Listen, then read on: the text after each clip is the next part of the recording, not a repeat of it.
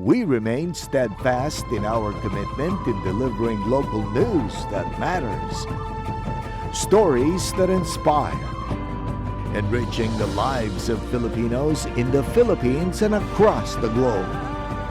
This is your GMA Regional TV. Buong puso para sa Pilipino. Magabat na trapiko, nanotaran sa Naga City kasubagong aga, mga malaog sa trabaho asin eskwelahan, naabala. Dagmang nalangaw na memerwisyo sa mga residente sa Banwaan Pili, Camarines Sur. Ramadan, nagpuuna ngunyan na aldaw. Asin, obra kan mga local artist, tampok sa sarong art fair sa Antipolo. Ini ang GMA Regional TV Balitang Bicolandia.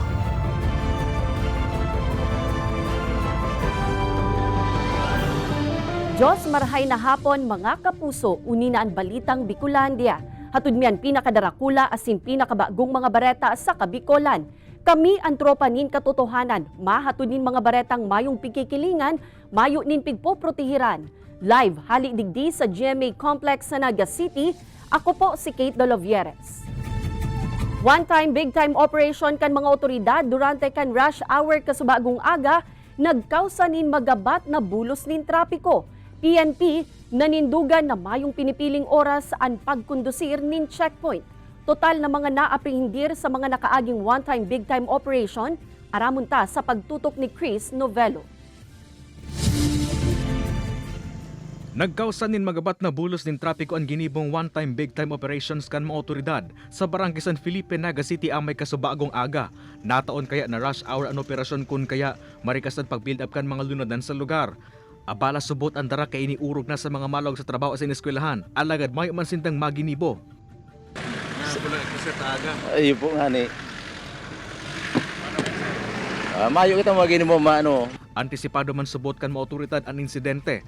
Nanindugan man ang mga ini na tuyong rush hour kadalasan nangyayari ang mga vehicular incidents as in mga traffic violations. Mayo man subot na pinipiling oras ang pagkondusir ng mga checkpoint operations. Ang ginigimo mo pong one time big time, mayo po ni maski kaming mga officers, dayan sa mo sinasabi kung saan na lugar, kung anong oras. Ano po, biglaan lang ni... Mapamotorsiklo, four-wheel vehicle magin ang modern jeepney na ini na nakatindugan mga pasahero, pigsitakan mga otoridad. Sa pinakahureng datos kang Naga City Police Office uminabot na sa 1,745 na motorista ang naisyuhan ng citation ticket, 380 ng TOP asin, 124 na mga motorista ang nakumpiskaran ng driver's license. Kay Banan si Jovel Obiso, Chris Novello, Balitang Bicolandia. Mga pag-uuran kan nakaaging aldaw, ipigpapasalamat kan pirang paraoma sa Milaor, Camarines Sur. Alagad kulang man daagiraray para sa liwat na pagtanom nin paroy. Pasulpot-sulpot na pag-uuran kan mga nakaaging aldaw, may naitabang man subuot sa tahaw kan El Nino phenomenon sigun sa Department of Agriculture Bicol. Ang detalye, aramunta sa pagtutok live ni Jessica Calinog. Jessica?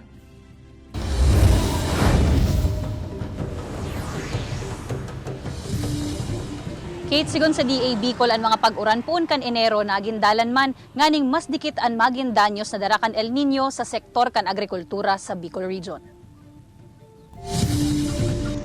Kan nakaaging mga aldaw, paminsan-minsan na pag-uran ang naeksperyensyahan sa pirang lugar sa Camarines Sur. Dikit man ang nagbulos na uran, alagad na basa na kaini dawa papaanuan umahan ni Tatay Isidro sa Milaor, Camarines Sur. Kaya tulos naman indang pinakaray an sa indang pasak nganing magduro-diretso na ang patubig. Tigpapantay naman kaya nindaan umahan nganing makapatiprak na nin banhi para sa sunod na cropping season.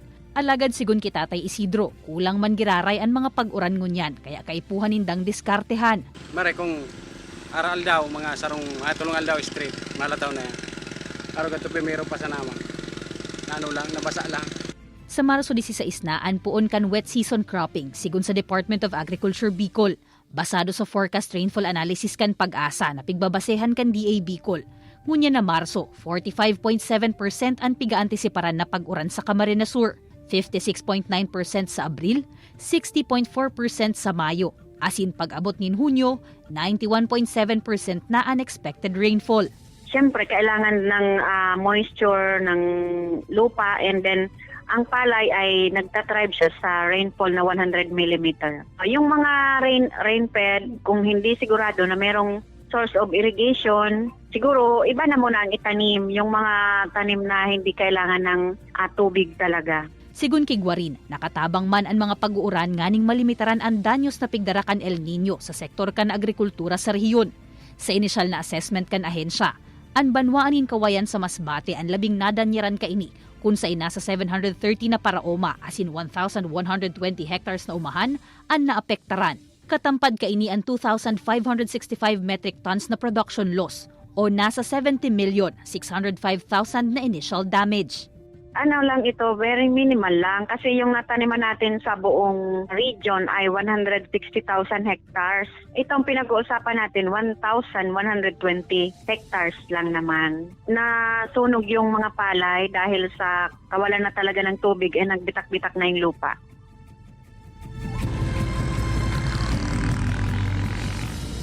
Apura sa Masbate, Kate, igwa pa man ni reported damages sa iba pang mga probinsya sa Bicol Region. Alagad, for validation pa inikan DA Bicol. Igwa man, Kate, nin cases sa ibang lugar, siring na sanakan Camarines Norte, kung saan may pirang mga paraoma o may ibang areas na lubog sa baha, kaya day man nakatanom ang mga paraoma kan nakaaging cropping season. But sabihin kay ini unpredictable talaga ang sa tuyang panahon. Kaya nabiso nga ni Kate kan DA Bicol, pakatanom, tulos nang mag-file nin crop insurance ang mga paraoma, asin kung may damages man, tulos ining i-report sa pinakaharaning Agriculture Office tanganing magiyahan sa dapat na sunod na gigibuhon. Kate? Alright, Jos Mabalos, Jessica. Arestado ang 3 ka tao sa pagsakyada kan mga otoridad sa sarong pigkukonsiderar como drug den sa Purok 6, Barangay Aquino, Bulan, Sorsogon, Kasuudma, Marso 11. Anasambitan ng lugar, nagsisirbing quarter kan mga construction worker. Alagad, pigigibo pala na drug den. Inabutan subuot kan mga otoridad ang mga sospek sa lugar na posibleng nagre-repack nin illegal na droga basado sa mga nakuang mga drug and non-drug items. Nag-abot man sa siyam na sachet kan pigtutubudang shabu na nagkakantidad nin 11,200 pesos ang na-recover sa mga sospek. Sa ngunyan, nasa kustodiya na kan mga otoridad ang mga sospek para sa maninigong disposisyon. Hindi po kami titigil hanggang sa may isang drug pusher na existing po sa barangay o sa lugar, kagaya nito, isang construction site, at lalansagin po namin, lalo na po yung mga lugar na pinagagamitan, kagaya po nitong crime scene natin ngayon. Catch-up Fridays, nahihiling kan DepEd Naga City Teachers and Employees Association Incorporated na epektibo. Alagad suhay ini sa concern sa ibang lugar kung sa inlaom ining ipapundo. Uyan report ni Jessica Calino. Haros maduwang bulan na ang nakakalihis kan magpuo na gibuhon ang Catch-up Fridays sa mga eskwelahan na nasa irarom kan Department of Education sa bilog na Pilipinas. Parte ini kan National Learning Recovery Program kan ahensya kung saan pigtutukdoan ang mga estudyante na magbasa.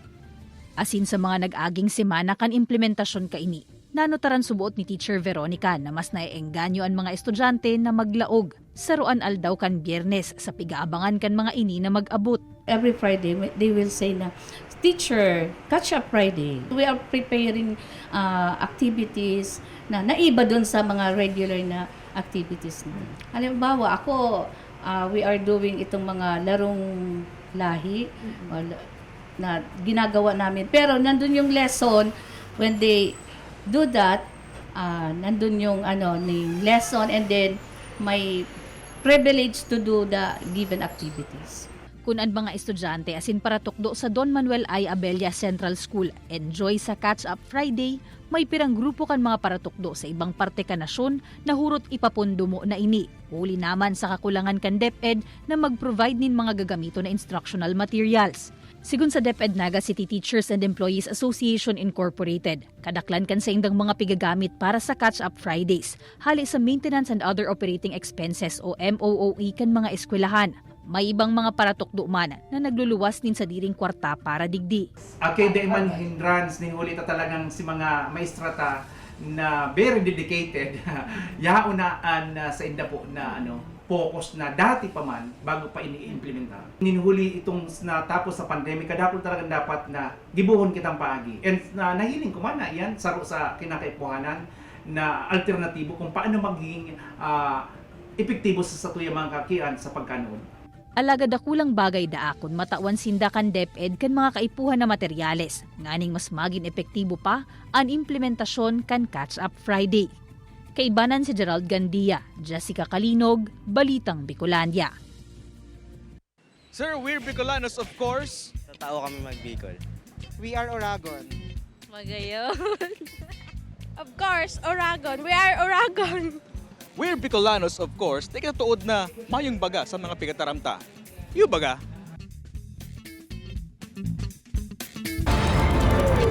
Ini ang GMA Regional TV Balitang Bicolandia.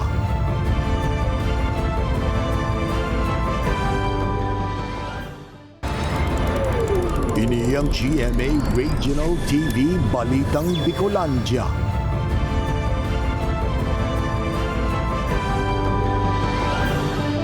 Bicol Region, saro sa mga rehiyon na dakul ang nare-receiving supply nin anti-venom vaccine gikan sa Regional Institute for Tropical Medicine. Buot sabiyon daw kay ni, kadakul man ang natutuklaw nin halas sa rehiyon. Ang simbag kan DOH Bicol, tutukan ta sa report ni Jessica Calino.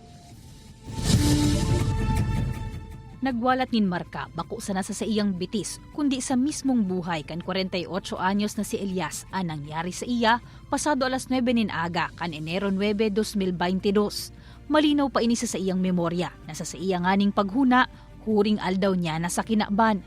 May pigukuasa na da siya ka ito sa indang bodega, kan bigla na sanang may nagtusok sa iyang bitis, na kan sa iya ining hilingon, sarong kobra palan. Tulos niya dahil ining hinugasan sa kanagkuanin pambugkos o tourniquet, antes na nagpadara sa ospital. Habang nasa biyahe, medyo naglalabo na ang mata, tapos namamanhid na. Manhid na yung kabangakang hawak ko. Tapos, yun na. Sabi ko, aram ko na ang padudumanan. Kaya medyo nag-pray naman ako. Para at least, kung sakali. Kasi aram kong delikado eh. Alagad ay managin madalian sa iyang laban. Tapag abot sa ospital, mayo daanin available na anti-venom vaccine. Si pamilya ko, naghanap kung sain-sain siya kakwa. Kaya swerte man, siguro miracle din na nakakuha ng saro, at least saro na si naitudok sa kuya. Kasi ang hinahagad is 13 vials. Sa datos kan Department of Health Bicol Center for Health Development, saroan Bicol Region sa nakakaresibe nin dakul na anti-venom vaccine gikan sa Research Institute for Tropical Medicine o RITM. Indikasyon subuot ini na dakul man ang mga natutuklaw nin halas sa rehiyon. Sarong factor padigdi ang trabaho kan kadaklan na yaon sa umahan o tanuman. Mas dakul man subuot ang nabibiktima tuyong tig-init kung sa inagahanap nin malipot na matitiniran, ang mga halas na pagkokonsiderar na cold-blooded animals. May mga cases naman po talaga siguro na hindi agad maidadala po or sa pinakamalapit na hospital. Kaya very important po talaga yung pangunang lunas or your first aid and also talaga is yung immediate na pagresponde. Importante mandaan prevention o paglikay sa paagikan pagmantinir kan malinig na kapalibutan. Ibitaran ang nakatambak na mga basura na pwedeng istaran kan halas. Magsuot nin protective gear, siring kan bota kung mapasiring sa masukal na lugar.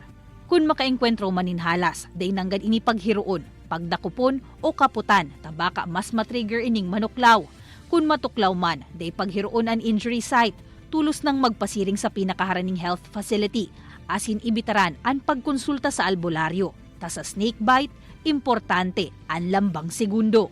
Kaibanan si Gerald Gandia, Jessica Kalinog, Balitang Bicolandia.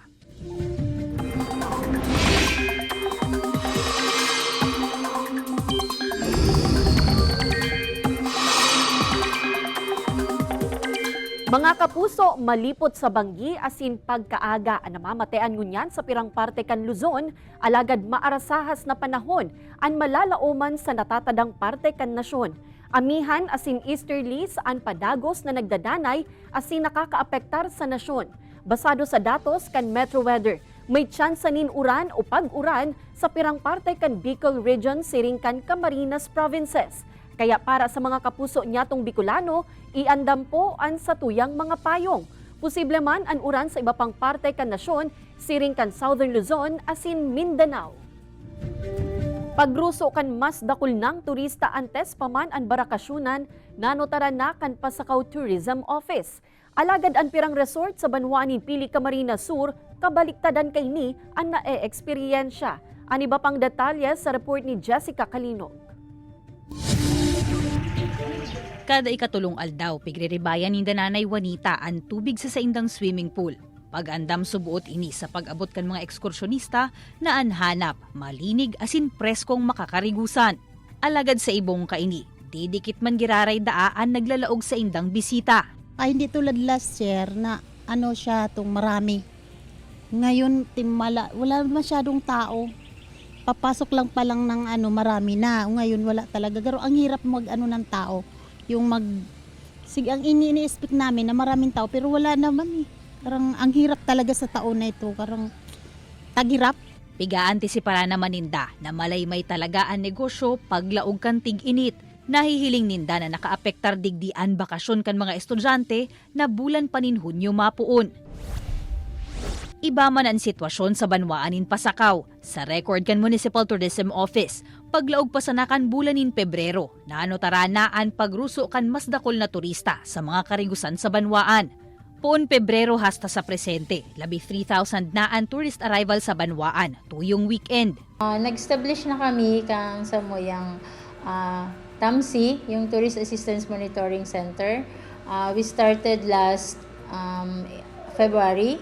And dapat po kaya in January, kaya lang for manpower requirements, medyo nagkulang po kami ng mga tao. Day pa 100% kan 52 na mga resort sa Pasakaw ang nakarenew na nin permits para sa saindang operasyon. Padagos pa man ang business tax campaign sa gabos na negosyo sa Banwaan. May pagirumdom asin pakiulay man ang Philippine Coast Guard sa publiko, nganing makalikay sa mga insidente siring kan pagkalamos. Nga po, pagka hindi naman marunong lumangoy, huwag na pong gigitna. At sa mga bata pong mga kasama, at yung may mga kaedadan na, sana po mabantayan po ng mga family para maiwasan natin yung ganong mga pangyayaring aksidente. Huwag mag-inom masyado at huwag nang gumit na at maglangoy. Nakaantabay naman ang opisina sa piga-antisiparan na pagruso kan mga biyahero sa pantalan kan Pasakaw sa Semana Santa. Kaibanan si Gerald Gandia asin Jovel Obiso, Jessica Kalinog, Balitang Bicolandia. Ramadan o sarong bulan na pag-aayuno kan mga Muslim, nagpuna ngunya na aldaw. Muslim community sa Naga City nakisumaro sa pagrumdum sa Holy Month of Ramadan sa Islam. Uyan istorya ni Chris Novello. Nagpuunang mag-obserbar kan Ramadan o sarong bulan na pag-aayuno ang mga kapuso niyatong Muslim.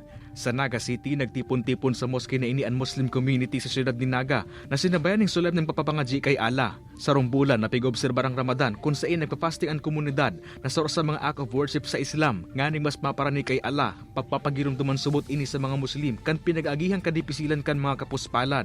Ang pagluwas kan crescent moon ang senyales kan opisyal na papupuon kan Ramadan. Pero ang pagpupumpo kang Ramadan, iyo po ini ang panahon na para gibuhong ka mga Muslim ang kaindang obligasyon na sumunod sa katukduan ni Propeta Muhammad sallallahu alaihi wasallam. Kaya po ang fasting obligatory po yan. Maliban lang po kung ikaw may kamatian. Apwera kan fasting sa Islam urog na ipinagbabawal sa sarong bulan na Ramadan ang pakikipagdurog, pagtaram ng kaputikan, bisyo asin pagibon ng maraot. Ipinapangadji man kan Muslim community sa syudad ang katuninungan asin pagkakasararo anuman ang relihiyon asin pagtubod. Nakikisumaro man ang mga otoridad sa pag-obserbar kan Ramadan. Sa tuyang community relations, so nagkakandak sinda ning mga activity, and tanganing makwenta, ma-sure ta na ini yung sa indang solemn na celebrations is maging kwenwan, maging tuninong. Kay banan si Jovel Obiso, Chris Novello, Balitang Bicolandia. We're Bicolanos. Of course, hindi kami tuod magtagalog. We're Bicolanos. Of course, premium brand of egg day. Mainiton ba gabi? Init ay! We're Bicolanos. Of course, nagtutubod kami sa powers kang laway. We're Bicolanos. Of course, magagayon kami.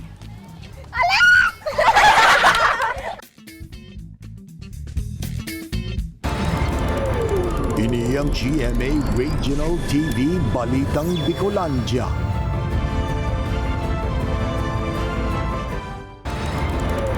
Ini ang GMA Regional TV Balitang Bicolandia.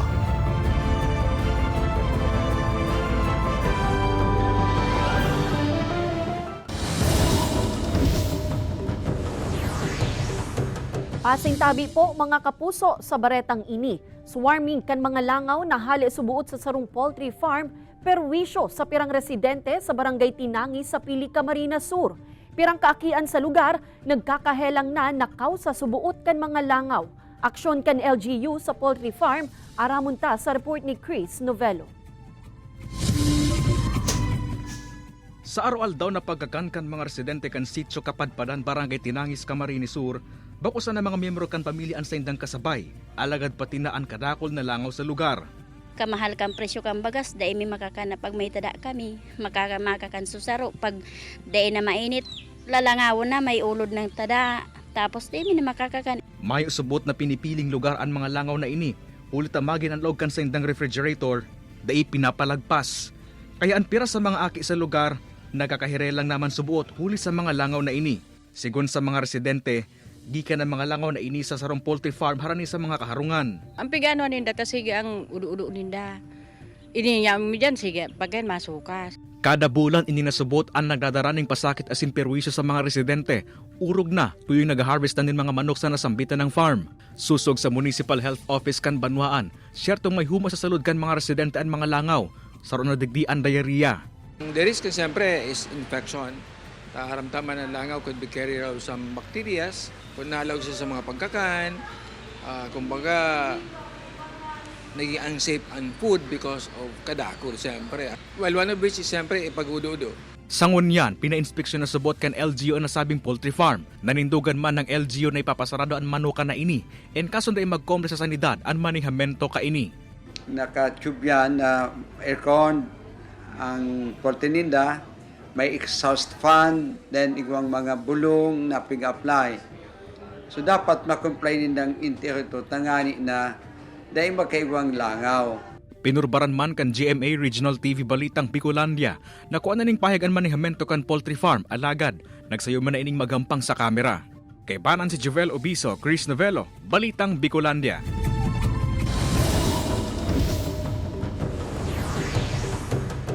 Mga bakawan sa barangay Kagsaw, Calabanga, Camarines Sur, epektibo subuot na pambagat sa makukusog na ukol tuyong may raot nin panahon.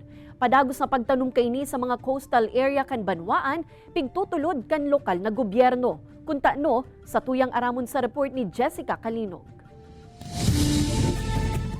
Sa porsyon na inikan barangay Kagsaw, Calabanga, Camarines Sur, nagdakula ang 41 anyos na si Jovi. Tuyong may raot nin panahon, ang tubig sa dagat nakakaabot subuot sa saindang mga residensya. Haros abot daghandaan lang kan baha.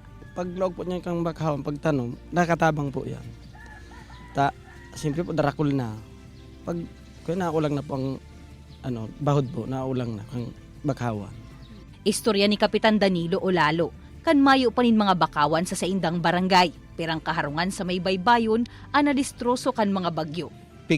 Trial lang ninda kung ang bakawan digdi magiging okay para kung okay nga ni, iyon na nga ni naging resultat. Siyam ang coastal barangay sa Banwaanin, Calabanga. Kabali na dyan ang barangay Kagsaw. Ang mga barangay na ini prone sa storm surge. Kaya pigmamaot kan lokal na gobyerno na maipadagos ang pagtanom ng mangroves. Kung mayong mangroves, pag nagkaigwang storm surge, sigurado mabaha duman sa may coastal areas, lalo na sa low-lying areas sa Calabanga. Ikaduwa, madikit ang samuyang dakop sa mga sira, sa mga crabs, lalong-lalo na sinda itong nag-house duman sa irarom kang mangroves. Sa paglihis kan panahon, ang mga nakatanom na bakawan, kusang nahahali huli sa pagtama kan makusog na hukol. Kaya kaipuhan man ang replanting o liwat na pagtanom sa mga lugar na nawaraanin bakawan. Ang mga police women sa 3rd Distrito kan Camarines Sur, kaibanan ang mga barangay official, women's sector, Zumba dancers, asin iba pang grupo kan mga kababaihan sa Calabanga. Tarabang man na nagtanom ni nasa 300 na mangrove propagules sa barangay Kagsaw. Siguro magkakaigwa ulit kami ng activity para ma-check mi po kung nagtarambo man din talaga si tigtanom mi. Mahigot na pigpoprotehiran kan mga otoridad an bakawan sa banwaanin Calabanga. May mga nakasabit man na signages palaog sa lugar. Komo pagpapagirumdum sa sisay man na mapapaagi digdi na pigpapangalad kan lay asin may padusa an pagputol nin bakawan. Kaibanan si Gerald Gandia, Jessica Kalinog, Balitang Bicolandia. Makokolor asin magagayo ng mga obra ang pigtampok sa Pistang Sining Art Fair sa Antipolo. An obheto kaini aramunta sa report ni Don Jimenez. Musika asin sining natatak Antipolo. Tampok iyan sa Pistang Sining sarong art fair na obhetong ipromote ang local artists asin artisans kan syudad. We're just here to jive and just to collaborate and to come together na celebrating art. Naka-display ang visual arts na gibukan Antipolo Group Incorporated, bayong bags na gibukan Antipolo inmates, mga Pinoy pasalubong, asin mga sustainable asin organic products. May photographer man na nagagamit din sinaunang street box camera. Napakadaming magagandang simbahan na nasa Antipolo City. Dito din po matatagpuan ang the first international shrine of Our Lady of Peace and Good Voyage. We want to pay tribute to the artists who are here. Flores Garden started last year, and this year we are very happy na accepted kami ng Antipolo. We are promoting the Filipino Antipolo artist, Flores Garden in Antipolo, now an events destination, especially for weddings. Asin pag sinabing wedding, syempre yaon dyan ang mga masisiram na putahe. We continue to promote Philippine products like vegetables, fruit trees, and this is what Antipolo after all is known for. Nice nature and surroundings, and it's great to see all the arts and crafts that are here today. Nag-enjoy man ang gabo sa OPM Hits na pigtugtugan Antipolo City Band. Libre man na pigbukasan ng Carolina Bamboo Garden sa publiko puon 1 p.m. to 3 p.m. Ini si Don Jimenez, Balitang Bicolandia. Madadalan ang episode na ini asin iba pang pinakahuring lokal na bareta sa official website kan GMA Regional TV, www.gmaregionaltv.com. Pwede man kamong magbisita sa samuyang official YouTube channel, GMA Regional TV, asin i-click ang subscribe button para sa pinakamaiinit na bareta hali sa man iba-ibang rehiyon. Mabalo sa mga kapusong Bicolanong nagantabay, magin sa mga kapuso nyato abroad. Ninhulita sa GMA Regional TV, Local News Matters. Asin yan ang pinakadakula asin mainit na bareta sa Kabikolan. Ako si Kate Dolovieres, kami ang GMA Regional TV Balitang Bicolandia, bilog na puwersa para sa mas dakulang misyon asin mas mahiwas na pagserbi sa nasyon.